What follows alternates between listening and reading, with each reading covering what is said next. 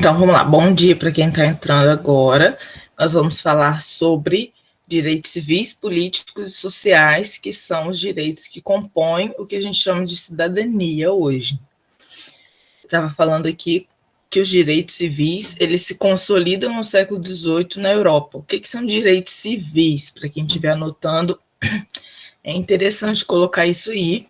O resuminho, se quiser que eu ponha no chat, eu ponho, tá? Pode falar aí que eu ponho. Os direitos civis. Bom dia, João. A gente está gravando por enquanto. Você pode ficar à vontade, se quiser, abrir o microfone e colocar no chat. Os direitos civis são aqueles onde você demanda ausência do Estado, ou seja, os direitos civis são aqueles em que você diz o seguinte: o Estado não pode me impedir de fazer alguma coisa. Então, eu tenho direito de ir e vir, eu tenho direito de estabelecer contrato, eu tenho direito... Eu tenho liberdade de expressão, o Estado não pode me impedir de dizer o que eu penso sobre o Estado, sobre a política, sobre a sociedade. Lembrando que sempre que a gente fala de liberdade de expressão, é bom fazer um parênteses para dizer que a sua liberdade termina quando começa a liberdade do outro.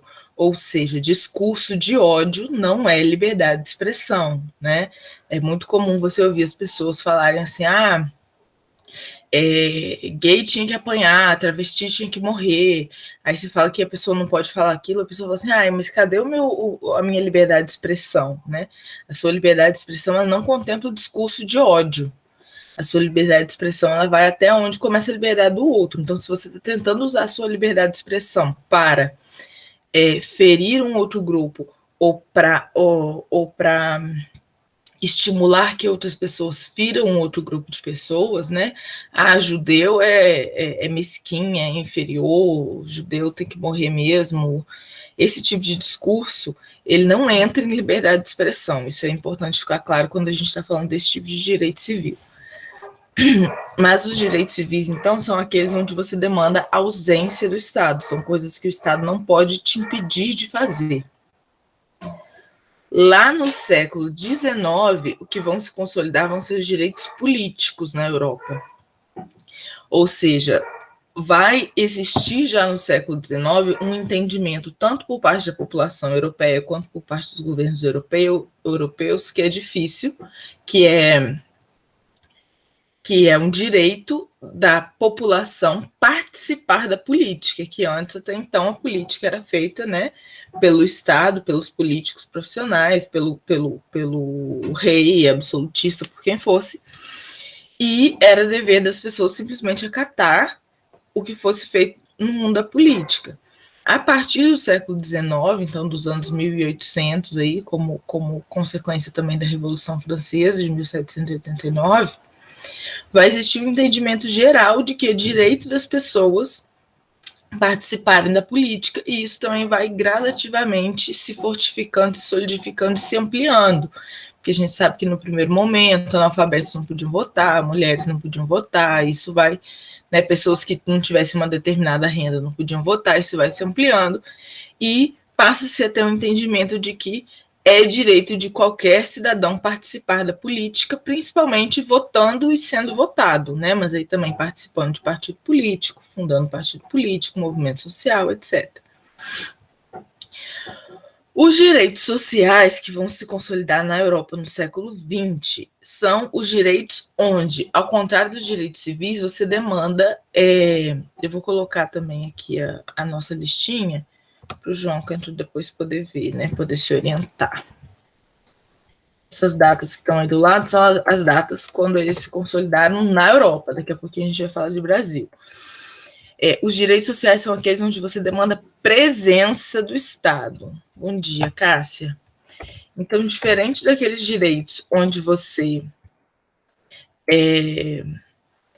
demanda ausência do Estado, como eram os direitos civis, né? O que o Estado não pode me impedir de fazer, não pode me impedir de ir e vir, não pode me impedir de estabelecer contrato. Eu estou demandando que o Estado se mantenha de fora. Os direitos sociais que vão se consolidar lá no século XX, eles vão demandar presença do Estado, são obrigações do Estado com cidadãos, né? Então, todos os cidadãos que nascem em determinado território têm direito a a trabalho, a lazer, a segurança, a saúde, a saneamento básico. Então, se eu estou dizendo que todas as pessoas naquele território têm direito a tudo isso, e algumas pessoas não estão tendo direito a isso, é dever do Estado observar e falar, por que esse bairro aqui não tem saneamento básico? Vamos fazer o saneamento básico desse bairro, né? Por que essas pessoas aqui não estão tendo acesso ao asfalto, não estão tendo acesso ao transporte público? É direito do Estado pensar nisso, né? Então, quando a gente fala em direitos sociais, a gente está demandando presença do Estado. Esse é o ponto que eu falei que seria interessante vocês anotarem, né? Em direitos políticos, basicamente o direito de votar e ser votado, o direito de participar da política. Em direitos civis, a ausência do Estado, tudo aquilo que o Estado não pode te impedir de fazer, que é considerado um grupo de direitos mais básicos por ter se consolidado antes na Europa, né? E os direitos sociais, que são aqueles direitos onde você demanda do Estado, né? Então, se todas as crianças têm direito à escola, por que tem algumas crianças fora da escola? Tem um bairro ali onde as crianças não têm acesso à escola, é dever do Estado ir lá e construir uma escola, é dever do Estado saneamento básico, asfalto, é dever do Estado cuidar das leis trabalhistas para que todos tenham folgas semanais, para que todos tenham direito a lazer, etc. Esses 3 tipos de direitos, eles foram categorizados por Thomas Marshall, tá? Que observou que eles se consolidaram na Europa dessa forma, né? Primeiro os direitos civis, aquilo que o Estado não deve me impedir de fazer, depois os direitos políticos, todo mundo tem direito de participar da política, e por último os direitos sociais, aquilo que o Estado tem a obrigação de fazer por nós, né? E aí, por último, né, eu coloco esses 3 pontinhos aí na lista, que é para a gente não confundir, que os 3 primeiros foram observados por Thomas Marshall e os últimos eles são trazidos por sociólogos mais modernos,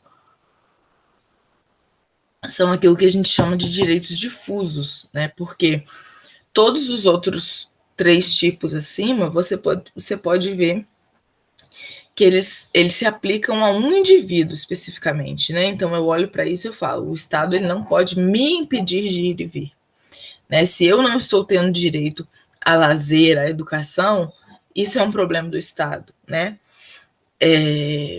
Então você vê que cada indivíduo em sua cidadania possui esses 3 direitos. Os direitos difusos, que são observados depois, e que até muito pouco tempo eles praticamente não caíam nas provas de Enem, de PISM, de vestibular, tendem a começar a cair, mas os clássicos que sempre caem são os direitos civis, políticos, sociais, tá?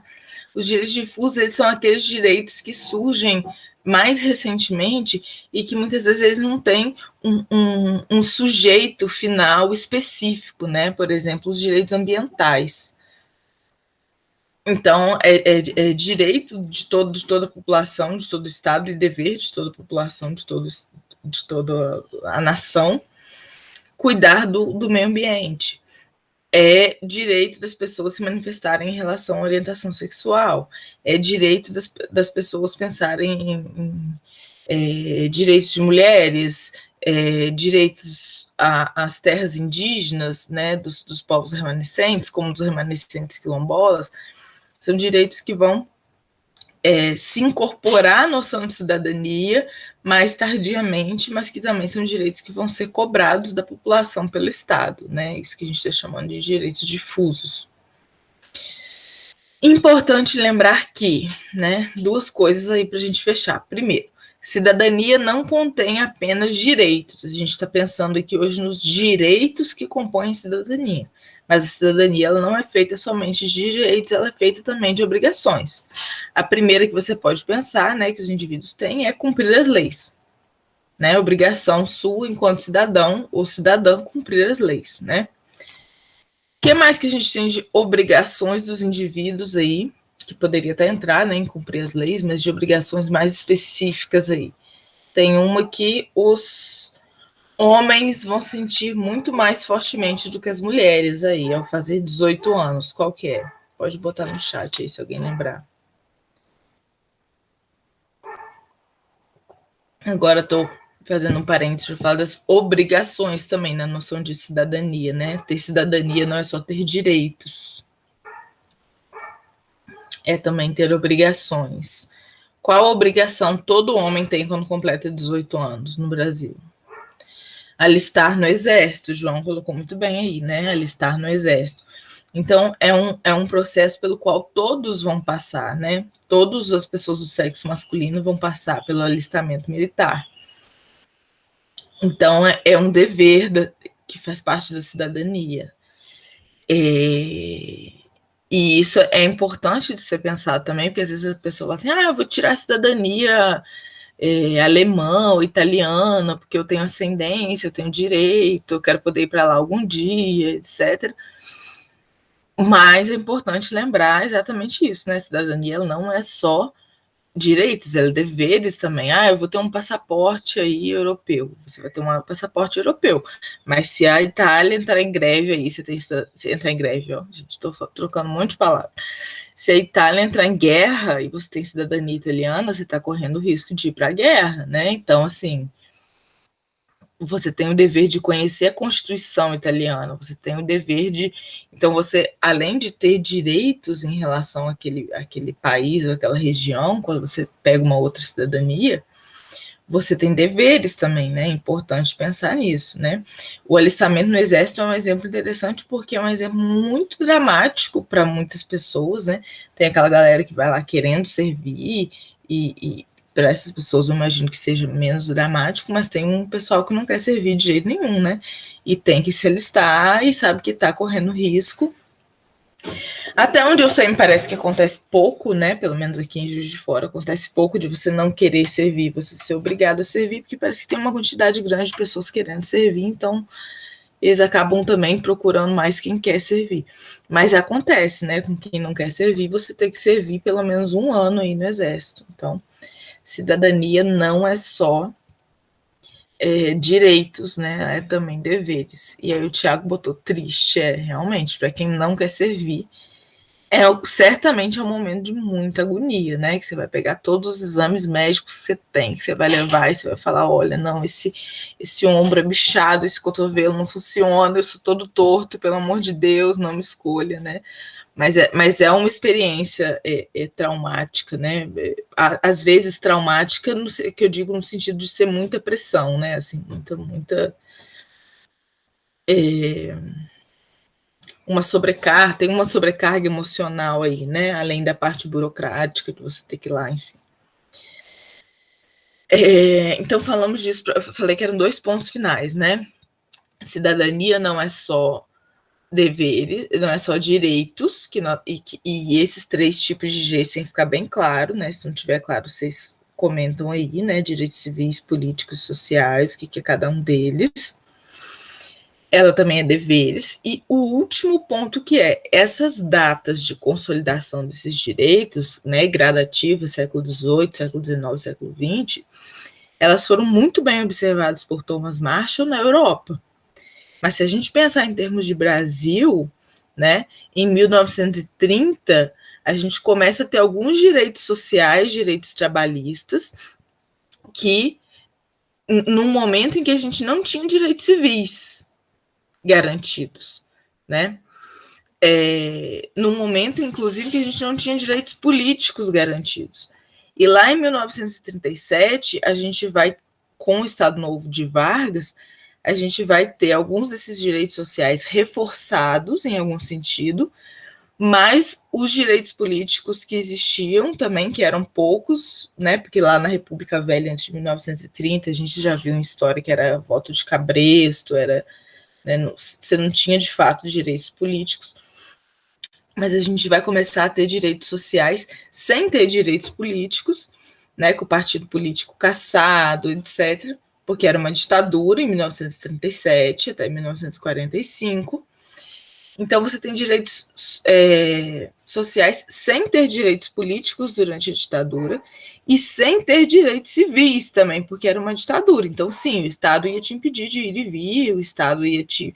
Liberdade de expressão, não se falava nisso, porque os jornais eram queimados, redação de jornal, né, era fechada, sempre que falasse contra o Estado. Então, e aí a gente vem para fechar, né, para a pergunta final, que é o seguinte, né?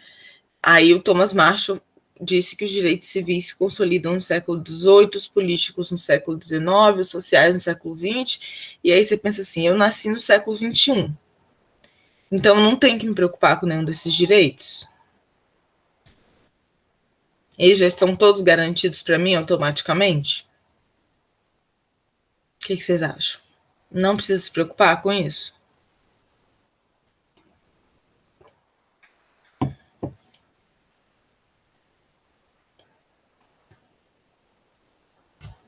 Não, né?